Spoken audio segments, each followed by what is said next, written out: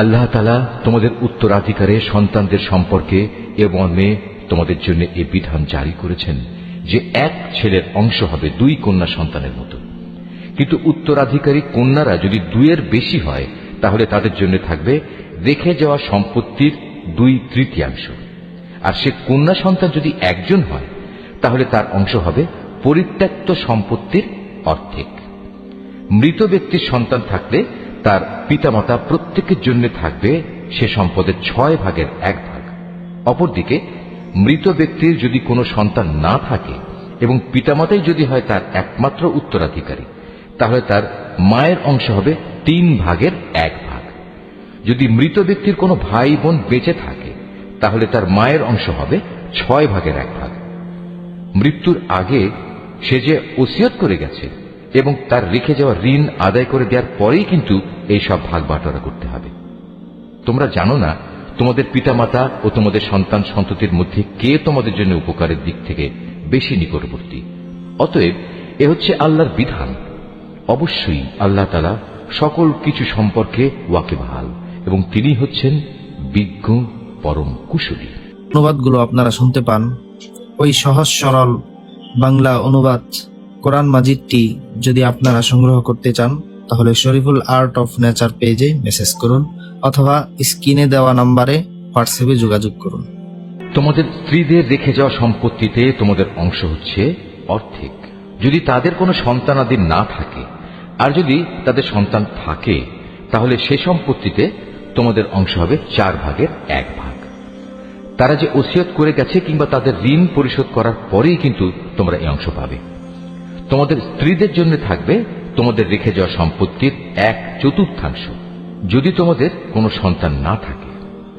যদি তোমাদের সন্তান থাকে তাহলে তারা পাবে রেখে যাওয়া সম্পদের 8/1। মৃত্যুর আগে তোমরা যা ওসিয়ত করে যাবে কিংবা যে ঋণ তোমরা রেখে যাবে তা পরিশোধ করে দেওয়ার পরেই এই অংশ তারা পাবে। যদি কোনো পুরুষ কিংবা নারী এমন হয় যে তার কোনো সন্তান নেই, পিতামাতাও নেই, শুধু আছে তার এক ভাই ও এক বোন, তাহলে তাদের সবার জন্য থাকবে 6/1।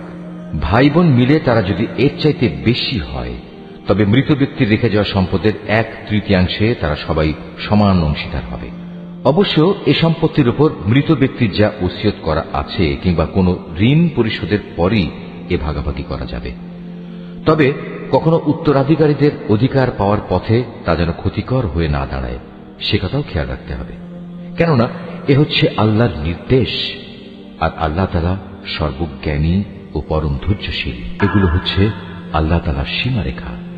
যে ব্যক্তি এর ভেতরে থেকে তার ও তার রসুলের আনুগত্য করবে আল্লাহ তাআলা তাকে এমন এক জান্নাতে প্রবেশ করাবেন যার তলদেশ দিয়ে ঝর্ণাধারা প্রবাহিত হবে। সেখানে সে অনন্তকাল ধরে অবস্থান করবে। মূলত এ হবে এক মহা সাফল্য। অপরদিকে যে ব্যক্তি আল্লাহ তাআলা ও তার রসুলের নাফরমানি করবে এবং তার নির্ধারিত সীমারেখা লঙ্ঘন করবে আল্লাহ তাআলা তাকে জ্বলন্ত আগুনে প্রবেশ করাবেন।